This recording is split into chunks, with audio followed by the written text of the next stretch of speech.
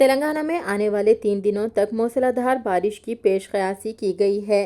महकमे मौसमियात के मुताबिक जुमेरात को आदिलाबाद, आसिफाबाद, मंचिर्याल, निर्मल, निजामाबाद, जगतिया, राजन्ना, सिरसिल्ला, करीमनगर, पेद्दापल्ली, भोपालपल्ली, कुत्तागुड़म, खम्मम, सूर्यापेट और हैदराबाद के अलावा मेडचल अजला में कहीं कहीं मूसलाधार बारिश हुई थी। इन अजला के लिए महकमे मौसमियात की जानिब से येलो अलर्ट किया गया है। जुम्मा और हफ्ते को भी जबरदस्त बारिश का इम्कान जाहिर किया गया है। हैदराबाद में जुमेरात की रात हुई बारिश के दौरान शहर के इलाके नलगुंडा चौराहा, मलकपेट और इसके आसपास के इलाकों में जबरदस्त ट्रैफिक जैम देखा गया।